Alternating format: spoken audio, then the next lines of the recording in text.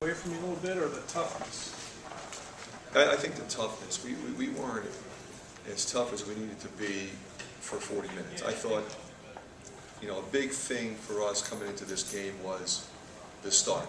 So often, when they're, 14-0 start, 13-2, 19-4, those kinds of starts. Just didn't think we could have that kind of experience in their building. So we handled that. We got up 7-0. Twice they took the lead. Twice we took it back. So it's 27-26. It was at that point where they really started to go, and they had some transition opportunities. We had a couple near misses. And I think we put too much pressure on our offense at that point in time. And then we gave them opportunities. We were scrambling defensively in transition. And, we seem to be a team that tries to stem the tide when the other team is making a run with our offense, and you have to do it with your defense. You can't expect to come down and make a three and make another two and take care of it that way, especially against a team of this caliber. So, I thought, our execution down the stretch at the end of the first half was not what it needed to be, and that was unfortunate because I think it nullified what was a pretty good effort to that point. And then obviously at the start of the second half, wasn't pleased at all with our toughness factor defensively at that point. 11 points is not insurmountable. It's 4 possessions in 20 minutes, and what we try to do is get them to understand 2 at a time, and we couldn't get a stop, that first 5 minutes. So we changed your lineup then? Yeah, you know what, Rick, I don't like to do that because I think it tends to highlight the players, and I don't like to do that in a negative way. Okay, we're losing because of you 5 guys right now. I don't like to be that guy. What was upsetting to me was the focal point of our halftime discussion and the discussion right before we went back out on the floor was the first 3 or 4 possessions defensively to start the half. So that was why I made the change. I felt like we might get some energy. We might get the deflection, a stop, something, a run out, something that I thought might energize our team at that particular time. So I was going to take those guys out anyway, and then put it back in, which I was going to do, obviously. The block on Aaron White seemed to kind of do 2 things. One, Michigan really got a lot of charge out of it, and then 2, kind of deflated. It looked like Aaron a little bit was kind of sideways. Yeah, I think he thought he had it. Kid made a great block on him. You got to give him credit there. It was a clean block. I'm just, Aaron's one of our guys, and we got to go to him. We got to keep putting him in those positions. I mean, he'll make most of those. Today I don't know that he blocked out as effectively as he could have against a running rebounder. When Robinson is typically on the perimeter and he flies in there, and I think if you were to ask Aaron, he'd probably be most disappointed about that. But he's got to learn from it.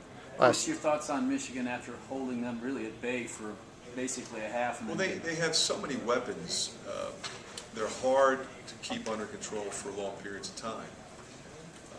You really have to stay after because they can score in transition, they can score at half court, and they have a lot of people that they can go to. And they've got you stressed out, both with John's offense and with the fact that they have multiple 3-point shooters. So they execute extremely well. They move the ball. I think one of the qualities that is special is they have so many weapons, yet they remain incredibly unselfish. And I think that is probably, in my estimation, the key to their success. Because a lot of guys could be going for theirs. You got guys that want to play in the NBA and want to put up numbers. But when somebody's open, they throw the ball to that person, and they're playing like a team. And that's why they're undefeated. Fran, thoughts on your team after you played Indiana, which was #1 for most of the year, and now Michigan, which is #2 now. Does that give you a better gauge of what your team is like, or this game specifically, skews a little bit more? I think the only difference is, we played Indiana at home, we played Michigan on the road. Our crowd has been unbelievable. We have played very well at home. And we haven't played well on the road this year. We didn't play well at Virginia Tech. We played well at a neutral site. So what I would like to see our team do in terms of, like you said, you know, how do I evaluate my own team? I would like to see us be better in terms of consistency on the road. And we were, as you pointed out, for part of the game, but not for 40 minutes. What are you hoping that your team can take away from a day like this going forward now, and specifically with Thursday? Well, I think it's a tremendous learning experience, particularly for our young guys. They were able to sit there and watch what was happening, be in the middle of it. I thought Anthony Clemens was tremendous. I thought he really went after Burke, and that's what you have to do. You know, and he's a tremendous player, Burke, but you know, he went after him, and that's what you want. You want your guys to go after him, and hopefully we'll learn and understand that we have to do a better job rebounding against teams of this caliber. You know, we rebounded much better against Indiana than we did against Michigan, and that gave us a chance and allowed us to stay in the game and when we weren't shooting the ball that well. As far as flushing it or whatever, I think last year you had it in reverse. You went to Michigan State, had a tough performance, then came home and beat Michigan. How much do you dwell on or show up this loss and then focus on ahead? No, you know, anytime there's a game like this, we're going to break it down. We're going to show it to the players, and we're going to, you know, not to highlight any over negative and get anybody's face. It's all teaching. It's all learning. It's all growing. And look at the good things. We did a lot of good things today. You know, we only turned the ball over 7 times on the road against a really good team. That's great. But we didn't block out like we needed to. Our execution offensively was better than it's been. That's good, but it's not good enough. And so you got to watch it. You got to go through it. It's not going to be a terrible thing. It's not going to be fun to watch, but it'll be something that they'll learn from. And hopefully, when we play on Thursday, we'll be a lot better. So there's solace in the fact that Indiana and Michigan are probably the 2 best teams in the conference, so it can only get easier from here? They're not getting easier.